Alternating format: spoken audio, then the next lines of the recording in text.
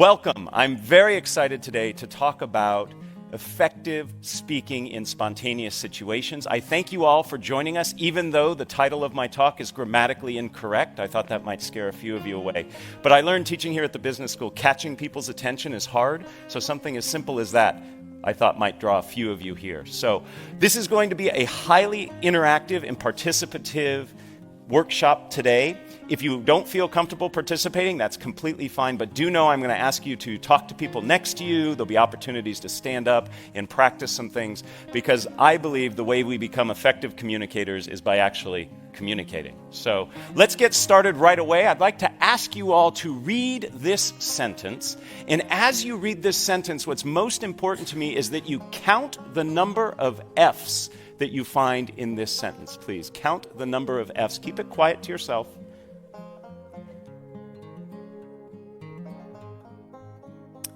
Give you just another couple seconds here. 3, 2, 1. Raise your hand, please, if you found 3 and only 3 F's. Excellent, great. Did anybody find 4? Okay. Anybody find only 5 F's? And anybody find 6? There's 6 F's. What 2-letter word ending in F did many of us miss? Of. We'll make sure to get this to you so you can torment your friends and family at a later date.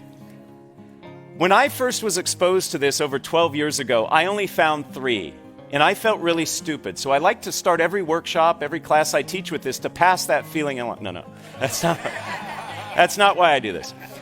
I do this because this is a perfect analogy for what we're going to be talking about today. The vast majority of us in this room, very smart people in this room, were not as effective as we could have been in this activity. We didn't get it right. And the same is true when it comes to speaking in public, particularly when spontaneous speaking. It's little things that make a big difference in being effective. So today we're going to talk about little things in terms of your approach, your attitude, your practice that can change how you feel when you speak in public. And we're going to be talking primarily about one type of public speaking. Not the type that you plan for in advance, the type that you actually spend time thinking about, you might even create slides for. These are the keynotes, the conference presentation, the formal toasts. That's not what we're talking about today. We're talking about spontaneous speaking. When you're in a situation that you're asked to speak off the cuff and in the moment. What we're going through today is actually the result of a workshop I created here for the business school. Several years ago, a survey was taken among the students, and they said, what are things we could do to help make you more successful here? And at the top of that list was this notion of responding to cold calls. Does everybody know what a cold call is? It's where the mean professor like me looks at some students and says, "What do you think?" And there was a lot of panic and a lot of silence. So as a result of that, this workshop was created, and a vast majority of first-year students here at the GSB go through this workshop. So I'm going to walk you through sort of a hybrid version of what they do. The reality is that spontaneous speaking is actually more prevalent than planned speaking. Perhaps it's giving introductions. You're at a dinner and somebody says, "You know so-and-so, would you mind introducing them?" Maybe it's giving feedback in the moment. Your boss turns to you and says, "Would you tell me what you think?" It could be a surprise toast. Or finally, it could be during the Q&A session. And by the way, we will leave plenty of time at the end of our day today for Q&A. I'd love to hear the questions you have about this topic or other topics related to communicating. So our agenda is simple. In order to be an effective communicator, regardless of if it's planned or spontaneous, you need to have your anxiety under control. So we'll start there. Second, what we're going to talk about is some ground rules for the interactivity we'll have today, and then finally we're going to get into the heart of what we will be covering. And again, as I said, lots of activity, and I invite you to participate. So let's get started with anxiety management. 85% of people tell us that they're nervous when speaking in public. And I think the other 15% are lying. Okay? We could create a situation where we could make them nervous too. In fact, just this past week, a study from Chapman University asked Americans, what are the things you fear most? And among being caught in a surprise terrorist attack, having your identity stolen, was public speaking. Among the top 5 was speaking in front of others. This is a ubiquitous fear and one that I believe we can learn to manage. And I use that word manage very carefully because I don't think we ever want to overcome it. Anxiety actually helps us. It gives us energy, helps us focus, tells us what we're doing is important, but we want to learn to manage it. So I'd like to introduce you to a few techniques that can work, and all of these techniques are based on academic research. But before we get there, I'd love to ask you, what does it feel like when you're sitting in the audience watching a nervous speaker present? How do you feel? Just shout out a few things. How do you feel? Uncomfortable. I heard many of you going, yes, uncomfortable. It feels very awkward, doesn't it? So what do? Now, a couple of you probably like watching somebody suffer, okay? But most of us don't. So what do? We sit there and we nod and we smile, or we disengage. And to the nervous speaker looking out at his or her audience, seeing a bunch of people nodding or disengaged, that does not help, okay? So we need to learn to manage our anxiety, because fundamentally, your job as a communicator, regardless of if it's planned or spontaneous, is to make your audience comfortable. Because if they're comfortable, they can receive your message. And when I say comfortable, I am not referring to the fact that your message has to be sugar-coated and nice for them to hear. It can be a harsh message, but they have to be in a place where they can receive it. So it's incumbent on you as a communicator to help your audience feel comfortable. And we do that by managing our anxiety. So let me introduce you to a few techniques that I think you can use right away to help you feel more comfortable. The first has to do with when you begin to feel those anxiety symptoms. For most people, this happens in the initial minutes prior to speaking. In this situation, what happens is many of us begin to feel whatever it is that happens to you. Maybe your stomach gets a little gurgly, maybe your legs begin to shake, maybe you begin to perspire. And then we start to say to ourselves, oh my goodness, I'm nervous. Uh-oh, they're going to tell I'm nervous. This is not going to go well. And we start spiraling out of control.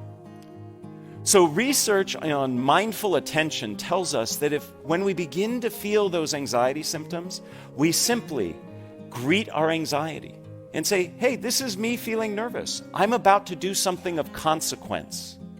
And simply by greeting your anxiety and acknowledging it, that it's normal and natural.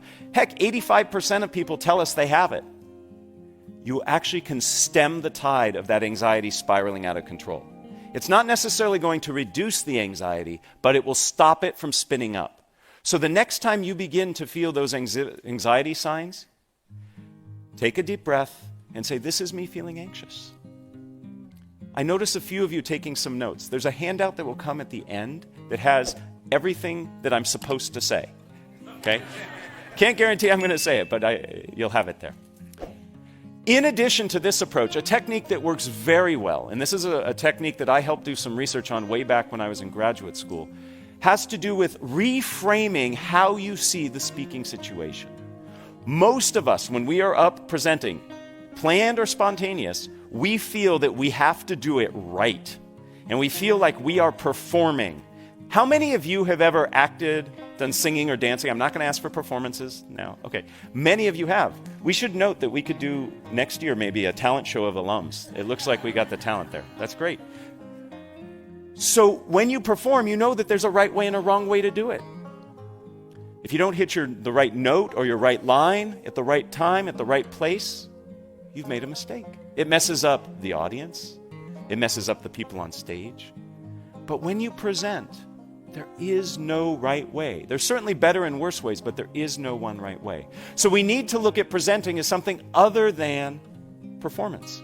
And what I'd like to suggest is what we need to see this as is a conversation. Right now, I'm having a conversation with 100+ people rather than saying I'm performing for you. But it's not enough just to say this is a conversation. I want to give you some concrete things you can do. First, start with questions. Questions by their very nature are dialogic. They're two-way. What was one of the very first things I did here for you? I had you count the number of F's and raise your hands. I asked you a question. That gets your audience involved. It makes it feel to me as the presenter as if we are in conversation. So use questions. They can be rhetorical. They can be polling. Perhaps I actually want to hear information from you. In fact, I use questions when I create an outline for my presentations. Rather than writing bullet points, I list questions that I'm going to answer. And that puts me in that conversational mode. If you were to look at my notes for today's talk, you'll see it's just a series of questions.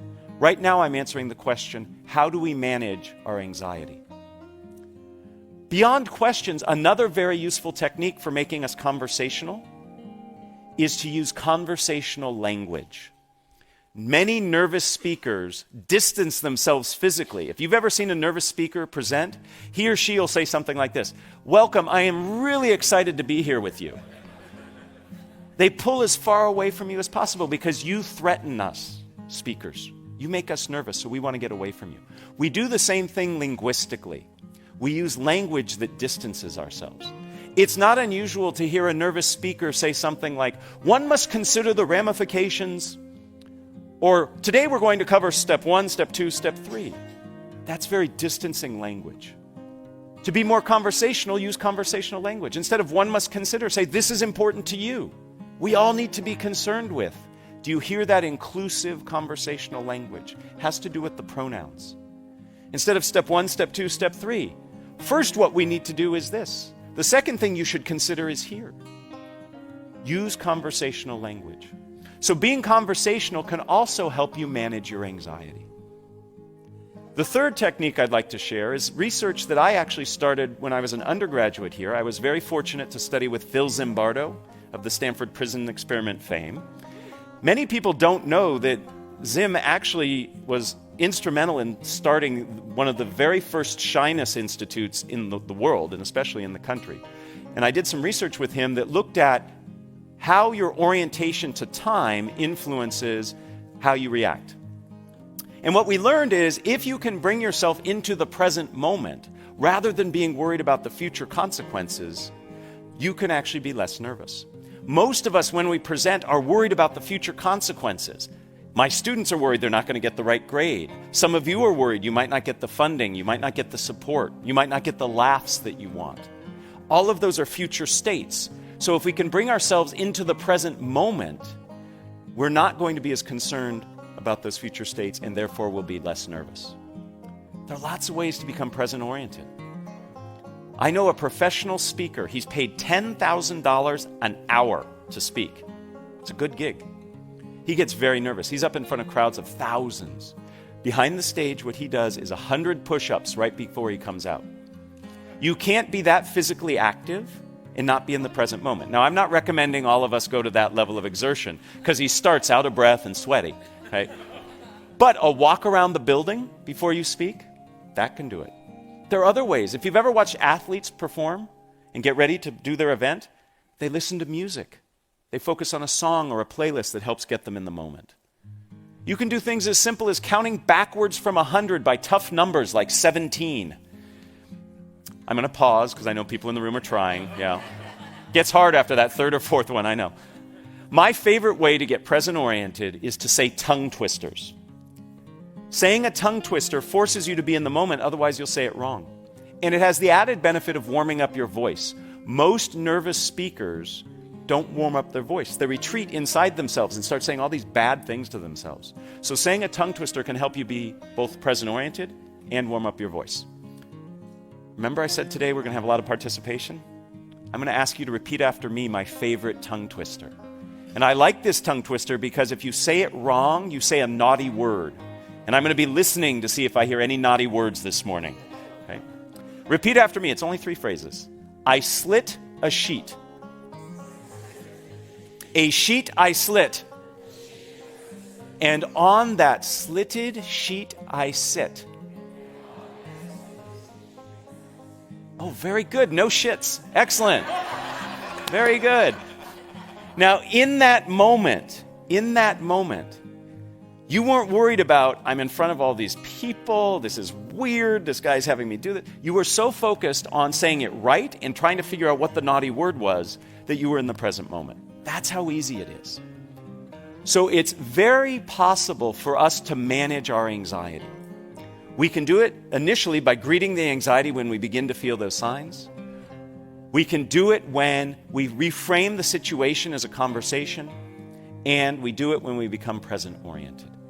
Those are 3 of many tools that exist to help you manage your anxiety. If you have questions about other ways, I'm happy to chat with you. And at the end, I'm going to point you to some resources that you can refer to help you find additional sources for you. So let's get started on the core part of what we're doing today, which is how to feel more comfortable speaking in spontaneous situations. Some very simple ground rules for you.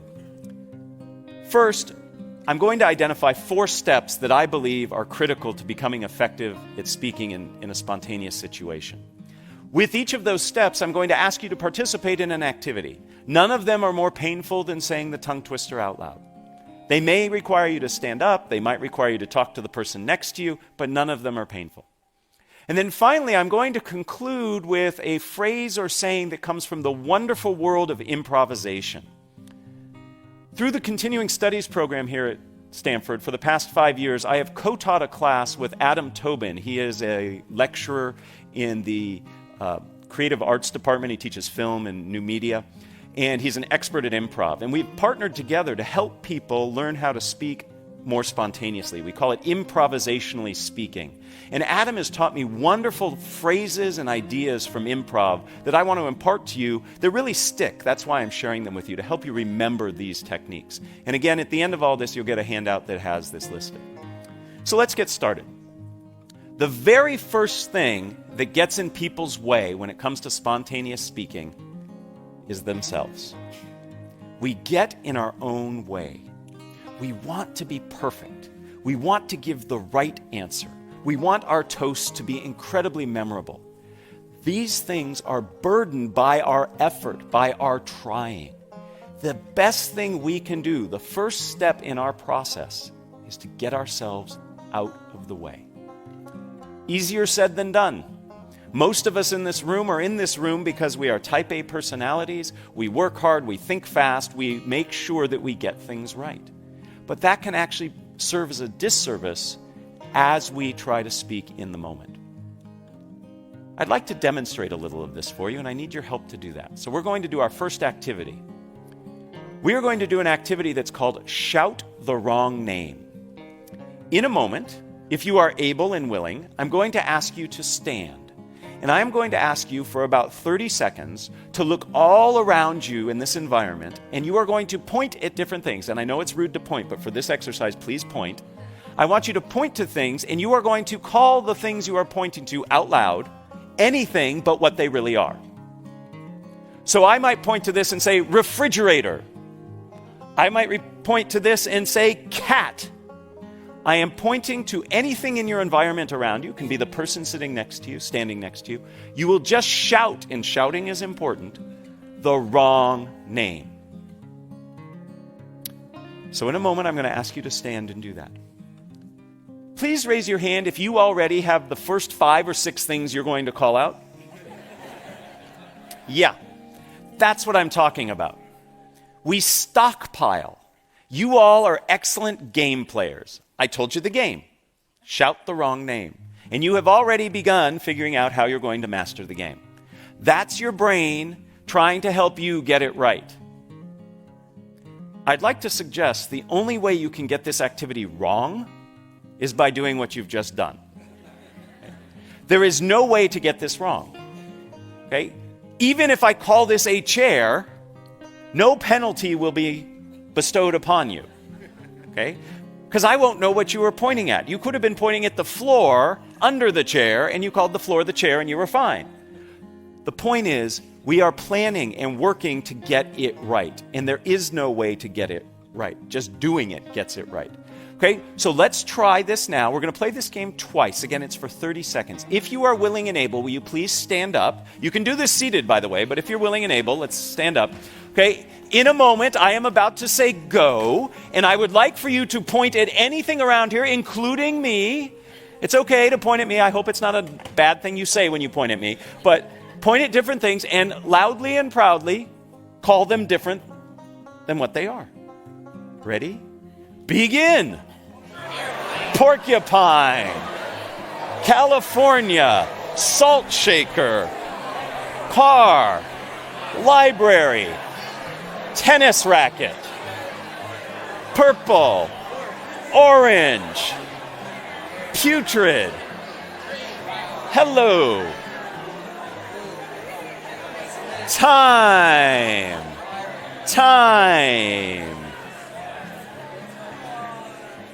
You can stay standing because in a mere moments we're going to do it again. So if you're comfortable standing, we're about to do it again. First, thank you. That was wonderful. I heard great words being called out. It was fun. And some of you in the back were doing it in sync, so it looked like you were doing some 70s disco dance. It was awesome. Okay? This was great. Now, let me ask you just a few questions. Did you notice anything about the words that you were saying? Did we find patterns, perhaps? Maybe some of you were going through fruits and vegetables. A few of you were going through things that started with the letter A, right? That's your brain saying, okay, you told me not to stockpile, so I'm going to try to be a little more devious, and I'm going to give you patterns, okay? Same problem. When we teach that class I told you about, that improvisationally speaking class, we like to say, your brain is there to help you. These things it's doing have helped you be successful, but like a windshield wiper, we just want to wipe those suggestions away and see what happens. Okay? So we're going to do this activity again. This time, try the best you can to thank your brain if it provides you with patterns or stockpiles, and just say, thank you, brain, and disregard them. Okay? So let's see what happens when we're not stockpiling and we're not playing off patterns. We'll do this for only 15 seconds. See how this feels. Baby steps. Ready? Begin. Kodak. Bicycle chain. Skateboard. Bananas. Purple. Putrid.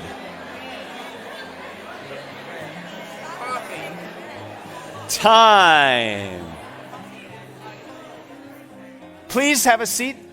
Thank you again. Did you notice a difference between the second time and the first time? Yes. Was it a little easier that second time? No. That's okay. We're just starting. These skills are not like a light switch. It's not like you learn these skills and then all of a sudden you can execute on them. This is a wonderful game. This is a wonderful game to train your brain to get out of its own way. You can play this game anywhere, anytime. I like to play this game when I'm sitting in traffic. It makes me feel better. I shout things out. They're not the naughty things that I want to be shouting out, but I shout out things and it helps. You're training yourself to get out of your own way. You're working against the muscle memory that you've developed over the course of your life with a brain that acts very fast to help you solve problems. But in essence, in spontaneous speaking situations, you put too much pressure on yourself trying to figure out how to get it right. So a game like this teaches us to get out of our own way. It teaches us to see the things that we do that prevent us from acting spontaneously. In essence, we are reacting rather than responding. To react means to act again. You've thought it and now you're acting on it. That takes too long and it's too thoughtful. We want to respond in a way that's genuine and authentic. So the maxim I would like for you to take from this, and again, these maxims come from improvisation, is one of my favorite: dare to be dull. And in a room like this, telling you dare to be dull is offensive, and I apologize. But this will help. Rather than striving for greatness, dare to be dull. And if you dare to be dull and allow yourself that, you will reach that greatness. It's when you set greatness as your target that it gets in the way of you ever getting there. Because you over-evaluate, you over-analyze, you freeze up. So the first step in our process today is to get out of our own way. Dare to be dull.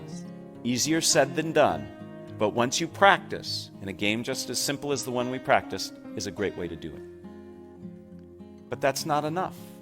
Getting out of our own way is important, but the second step of our process has us change how we see the situation we find ourselves in. We need to see the speaking opportunity that we are a part of as an opportunity rather than a challenge and a threat. When I coach executives on Q&A skills, when they go in front of the media or whatever, investors, they see it as an adversarial experience. me versus them. And one of the first things I work on is change the way you approach it. A Q&A session, for example, is an opportunity for you. It's an opportunity to clarify. It's an opportunity to understand what people are thinking. So if we look at it as an opportunity, it feels very different. We see it differently, and therefore we have more freedom to respond. When I feel that you are challenging me, I am going to do the bare minimum to respond and protect myself.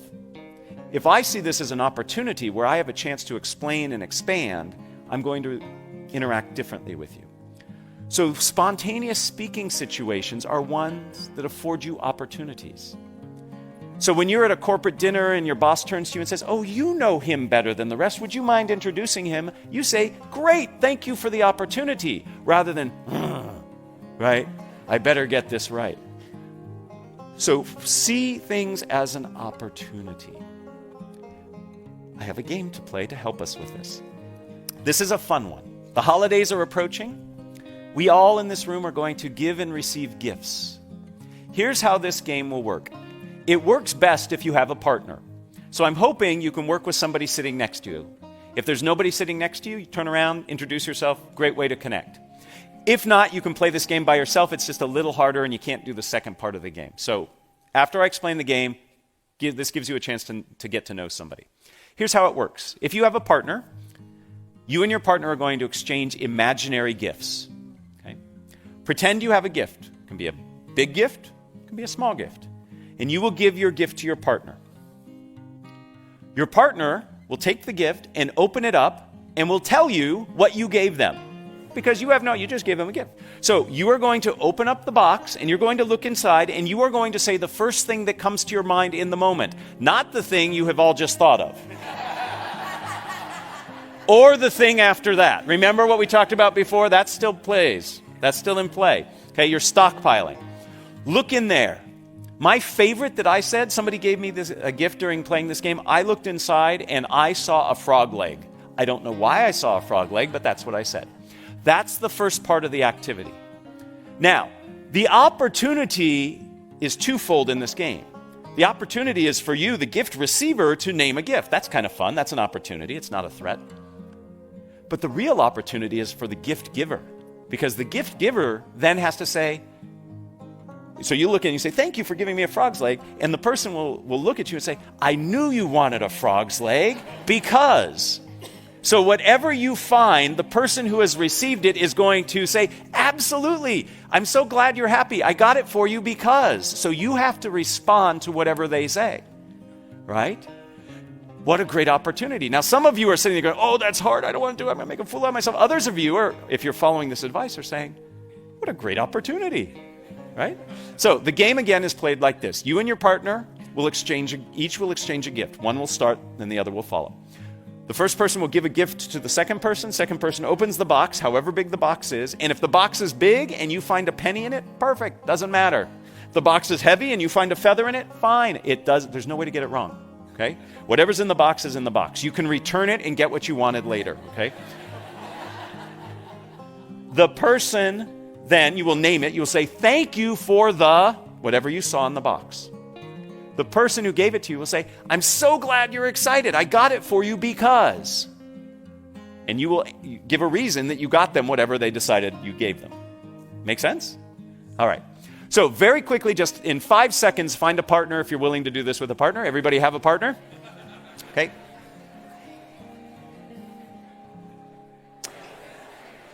All right. In your partnerships,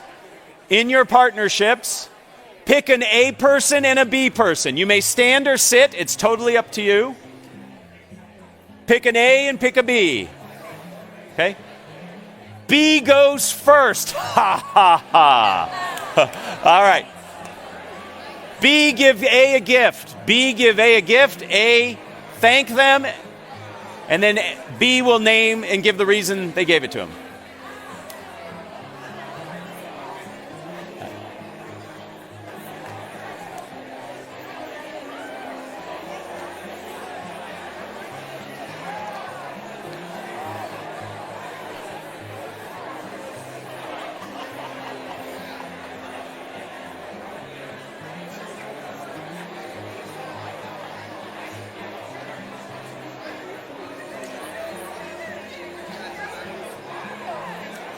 If you have not switched, switch, please. If you have not switched, switch, please.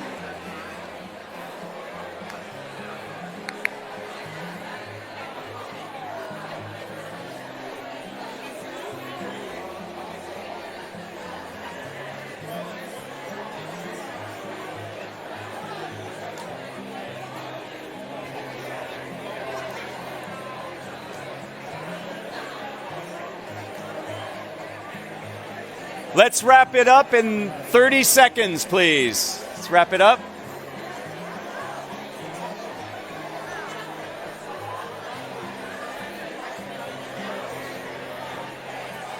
All right, if we can all have our seats.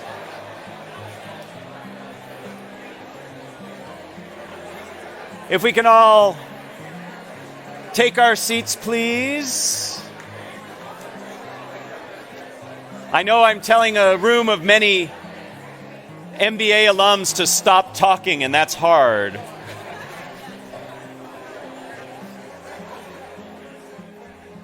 All right, ladies and gentlemen, did you get what you wanted?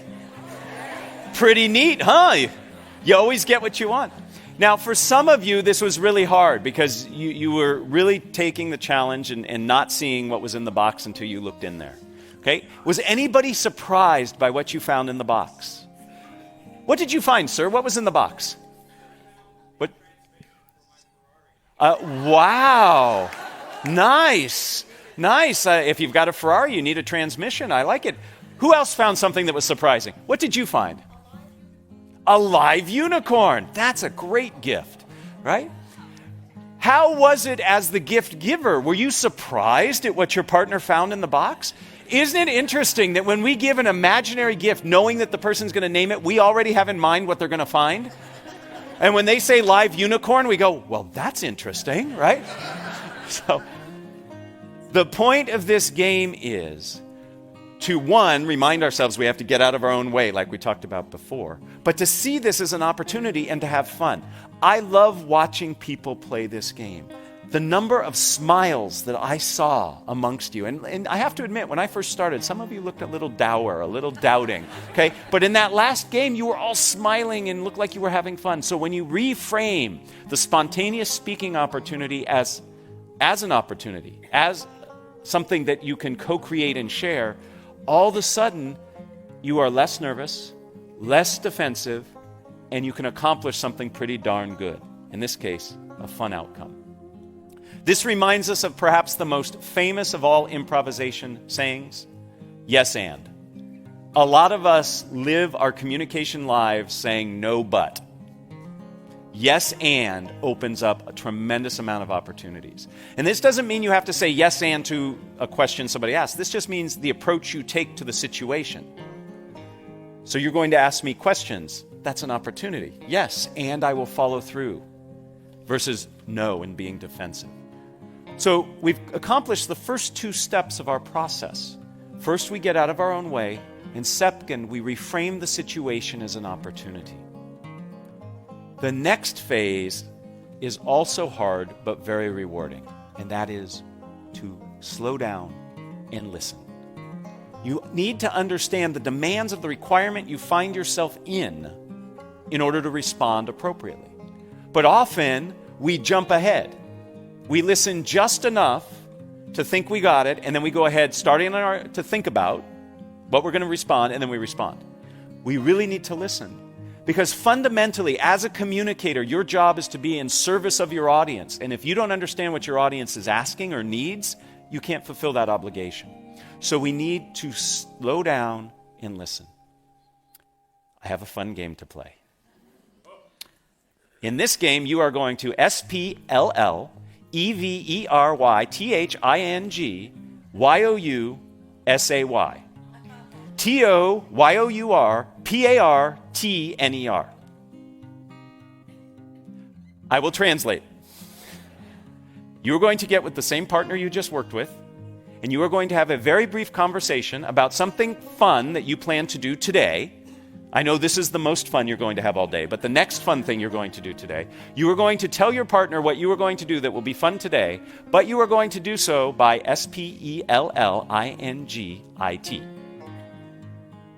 Okay? So you're going to spell it.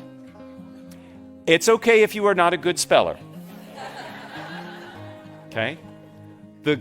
You'll see the benefit of doing this. So, with the partner you just worked with, person A is going to go first this time. You are simply going to tell your partner, actually you're going to spell to your partner what it is of fun, something of fun, that you're going to do today. Okay? Do what you were really going to do for fun and not do things like FEEDTHECAT, right? Just because you don't want to spell, right? So, you can use big words. All right, 30 seconds each. Spell to your partner something fun that you're going to do today.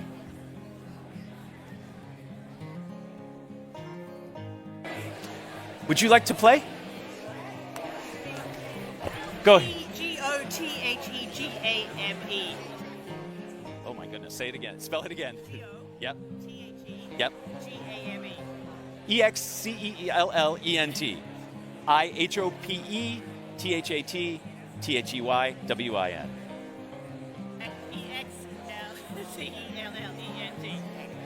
Thank you. That was very good. Thank you.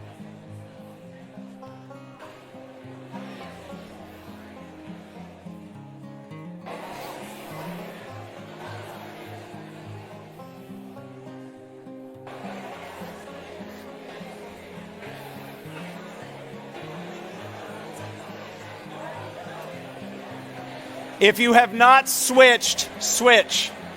Take 30 more seconds with the new partner spelling.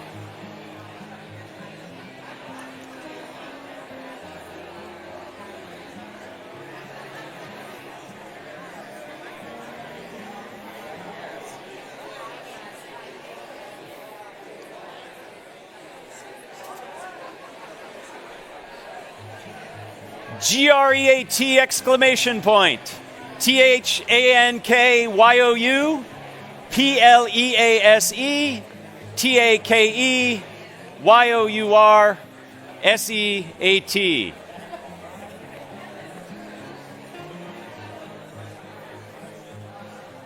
So what did we learn? What did we learn? Besides that we're not so good at spelling. You have to pause between the words. How did this change your interaction with the person you were interacting with? What did you have to do? Focus and listen.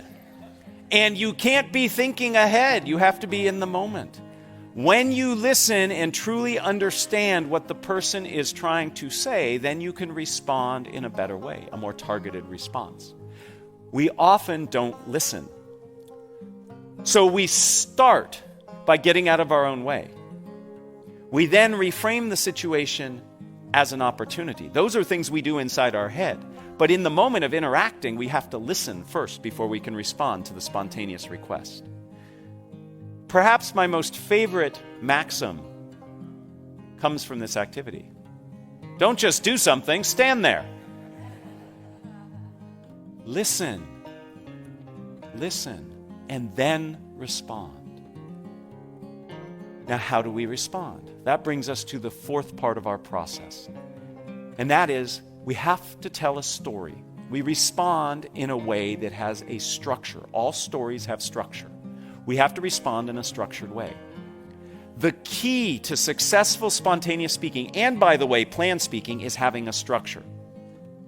I would like to introduce you to two of the most prevalent and popular and useful structures you can use to communicate a message in a spontaneous situation. But before we get there, we have to talk about the value of structure. It increases what is called processing fluency, the effectiveness of which or through which we process information. We actually process structured information roughly 40% more effectively and efficiently than information that's not structured. I love looking out in this audience because you will remember, as I remember, phone numbers. When you had to remember them if you wanted to call somebody. Okay, young folks today don't need to remember phone numbers. They just need to look at a picture, push a button, and then the voice starts talking on the other end. 10-digit phone numbers, it's actually hard to remember 10-digit phone numbers. How did you do it? You chunked it into a structure, 3, 3, and 4. Structure helps us remember. The same is true when speaking spontaneously or in a planned situation. So let me introduce you to 2 useful structures. The first useful structure you have probably heard or used in some incarnation. It is the problem, solution, benefit structure. You start by talking about what the issue is, the problem. You then talk about a way of solving it, and then you talk about the benefits of following through on it. Very persuasive, very effective. Helps you as the speaker remember it, helps your audience know where you're going with it. When I was a tour guide on this campus many years ago, what do you think the single most important thing they drilled into our head? It took a full quarter, by the way, to train to be a tour guide here. They used to line us up at one end of the quad and have us walk backwards straight, and if you failed, you had to start over. To this day, I can walk backwards in a straight line because of that. As part of that training, what do you think the most important thing they taught us was? Never lose your tour group. I'm not joking. Never lose your tour group. The same is true as a presenter. Never lose your audience. The way you keep your audience on track is by providing structure. None of you would go on a tour with me if I said, "Hi, my name's Matt, let's go." You want to know where you're going, why you're going there, how long it's going to take. You need to set expectations, and structure does that. Problem, solution, benefit is a wonderful structure to have in your back pocket. It's something that you can use quickly when you're in the moment. It can be reframed so it's not always a problem you're talking about. Maybe it's an opportunity. Maybe there's a market opportunity you want to go out and capture. It's not a problem that we're not doing it, but maybe we'd be better off if we did. So it becomes opportunity, solution, which are the steps to achieve it, and then the benefit. Another structure, which works equally well, is the what, so what, now what structure. You start by talking about what it is. Then you talk about why it's important, and then what the next steps are.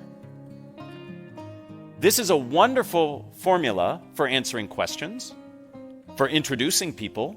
So if I'm in the moment somebody asks me to introduce somebody, I change the what to who. I say who they are, why they're important, and what we're going to do next. Maybe listen to them, maybe drink our wine, whatever. Right? What, so what, now what?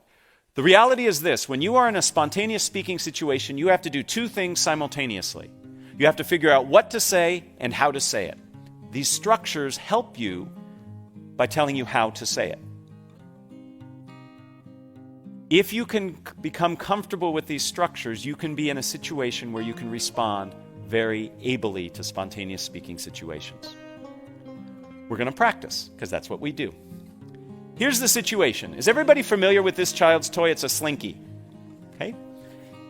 You are going to sell this Slinky to your partner using either problem, solution, benefit, or opportunity, solution, benefit. What does the Slinky provide you? Or you could use what, so what, now what? What is it? Why is it important? And the next steps might be to buy it. Okay? So by using that structure, see how already it helps you? It helps you focus. Get with your partner. And we're only going to have one partner sell to the other partner. Okay? So get with your partner. One of you will volunteer to sell to the other. Okay? Sell a Slinky using problem, solution, benefit, or what, so what, now what. Please begin. I have never seen more people in one place doing this at the same time. I love it. I teach people to gesture and gesture big. It's great. I love it. So if you were the recipient of the sales pitch, thumbs up. Did they do a good job?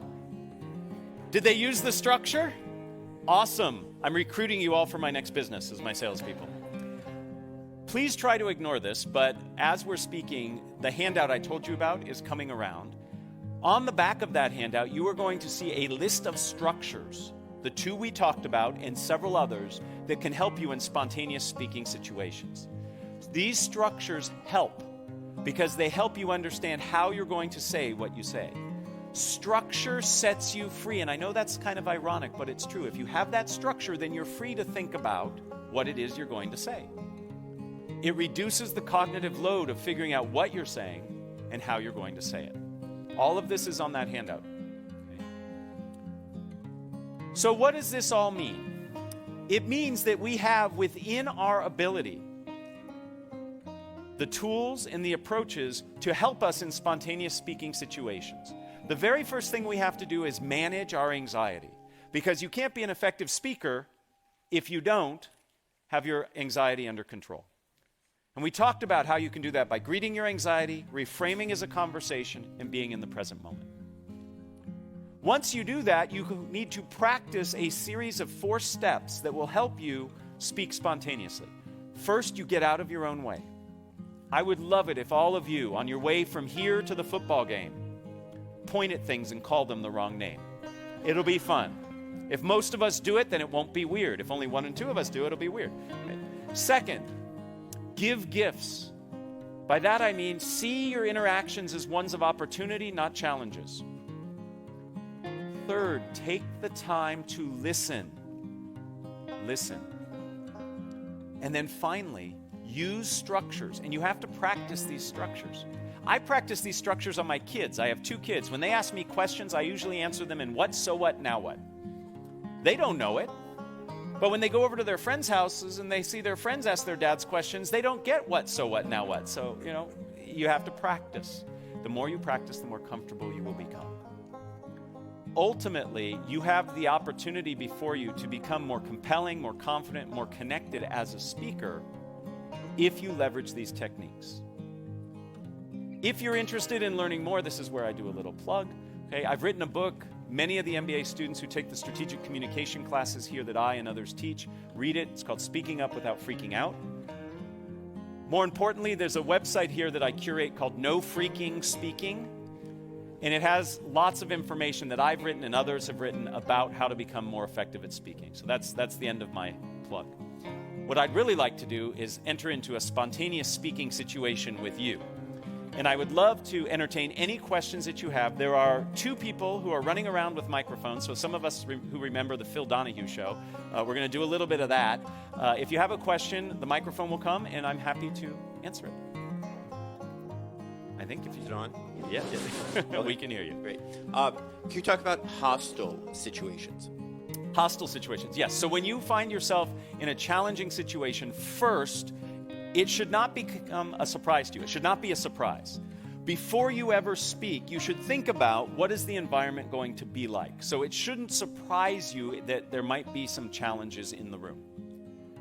When there are hostile situations that arise, you have to acknowledge it. So if somebody says, that's a ridiculous idea, why did you come up with that? To simply say, so the idea I came up with was, right? Acknowledge the emotion. I recommend not naming the emotion, right? So you sound really angry. The person says, I'm not angry, I'm frustrated. Now we're arguing over their mental state, right? Emotional state. So I say something like, I hear you have a lot of passion on this issue, or I hear there's great concern from you. So you acknowledge the emotion, because otherwise it sits in the room. And then reframe or respond the way that makes sense. So if somebody raises their hand and says, your product is ridiculously priced, why do you charge so much? I might say, I hear great concern. And what you're really asking about is the value of our product. And I would give my value proposition, and then I would come back and say, and because of the value we provide, we believe it's priced fairly. So you answer the question about price, but you reframe it in a way that you feel more comfortable answering it. So the way to do this is to practice all the skills we just talked about. The only skill that I'm adding to this is the awareness in advance that you might be in that situation. First, I have to truly listen to what I'm hearing, right? It's very easy for me when I hear a challenging question to get all defensive and not hear what the person's asking. I see it as an opportunity to reframe and explain. Okay, so again, you have to practice, but that's how I think you address it. Are there other questions? I see a question back here. Yes, please. Yes, first of all, thank you very much. Great presentation. Thank you. For a lot of the speaking I do, I have remote audiences, audiences distributed all over the country with telecom. Any tips for those kinds of audiences? So when you are speaking in a situation where not everybody is co-located, okay? In fact, right at this very moment, there are people watching this presentation remotely. What you need to do is be mindful of it. Second, try to include engagement techniques where the audience actually has to do something. So physical participation is what we did here through the games. You can ask your audience to imagine something. Imagine what it would be like if, when we try to achieve a goal. Rather than say, here's the goal we're trying to achieve, say, imagine what it would be like if. See what that does to you. It pulls you in. I can take polling questions. Most of the technology that you're referring to has some kind of polling feature.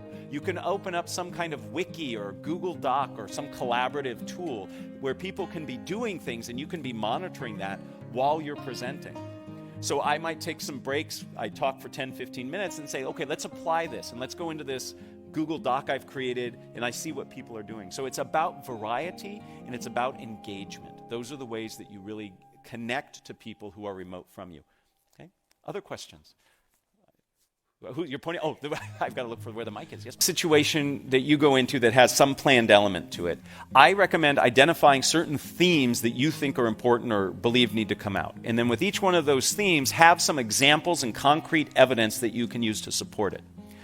You don't go in with memorized terms or ways of saying it. You just have ideas and themes, and then you put them together as necessary. So when I'm in a situation where people are interrogating me, I have certain themes that I want to get across and make sure that I can do that in a way that fits the needs in the moment. If it's hostile, again, the single best tool you have to buy yourself time and to help you answer a question efficiently is paraphrasing. The paraphrase is like the Swiss Army knife of communication. If you remember the show MacGyver, it's your MacGyver tool, right? So when a question comes in, the way you paraphrase it allows you the opportunity to reframe it, to think about your answer, and to pause and make sure you got it right. So when you're under those situations, if you have the opportunity to paraphrase, say, so what you're really asking about is X, Y, and Z, that gives you the opportunity to employ one of these techniques. Now, I've never been an expert witness because I'm not an expert on anything, but those tools, I believe, could be helpful. So in terms of, from your perspective as the speaker, I believe this applies. But whenever you communicate, part of the listening aspect is also thinking about is, who is my audience and what are their expectations? So what are the cultural expectations of the audience that I'm presenting to? So there might be certain norms and rules that are expected. So when I travel and do talks, I have to take into account where I'm doing the presentation. So I help present in the Ignite program. And if you have not heard about the Ignite program here at the GSB, it's fantastic. And I just did a presentation standing in one of these awesome classrooms that have all these cameras, and I just taught 35 people in Santiago, Chile. Right? And I needed to understand the cultural expectations of that area and what they expect and what they're willing to do when I ask them to participate. So it's a part of that listening step where you reflect on what are the expectations of the audience. I think we have time for 2 more questions, and then I'm going to hang around afterwards if anybody has individual questions, but some of these folks really want me to keep on schedule. Yes, please. I wanted to ask a question. One of the things that you've done effectively in your talking, and I've seen other effective speakers do, is interject humor in their talk. What are the risks and rewards of trying to do that? Well, first, thank you, and I appreciate all of you laughing. That's the sum total of all my jokes. You've heard them. I am not funny beyond those jokes. So humor is wonderfully connecting. It's wonderfully connecting. It's a great tool for connection. It is very, very risky. Cultural reasons get in the way. Sometimes what you think is funny isn't funny to other people. What research tells us is that if you're going to try to be funny, self-deprecating humor is your best bet, okay? Because it is the least risky. There is nothing worse than putting out a joke and having no response. It actually sets you back farther than if you would have gotten, where you would have gotten if the joke would have hit. So, basic fundamentals you need to think about with humor. 1, is it funny? How do I know? I ask other people first. 2nd, what happens if it doesn't work? Have a backup plan, right? And then 3rd, if you're worried about the answers to those first 2, don't do it, right? One last question, please. The microphone is right here. And then, like I said, I will hang around afterwards. Yes, please.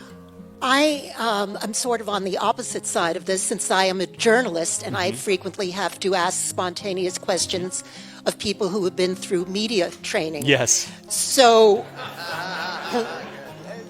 any tips for chinks in the armor, way to ask a question without being antagonistic, but get a facsimile of a straight answer? Well, so let me give you 2 answers. One is I have young boys, and the power of the why is great. Just ask why a couple times, and you can get through that first 2 layers of training. You know, why do you say that? How do you feel about that? The second bit is to what I have found successful in getting people to, I do this to get people to answer in a more authentic way. What I'll do is I'll ask them to give advice. So what advice would you give somebody who's challenged with this? Or what advice would you give to somebody in this situation? And by asking for the advice, it changes the relationship they have to me as the question asker, and I often get much more rich, detailed information. So the power of the why, and then put them in a position of providing guidance, and that can really work. With that, I am going to thank you very much. I welcome you to ask questions later, and enjoy the rest of your reunion weekend. Thank you.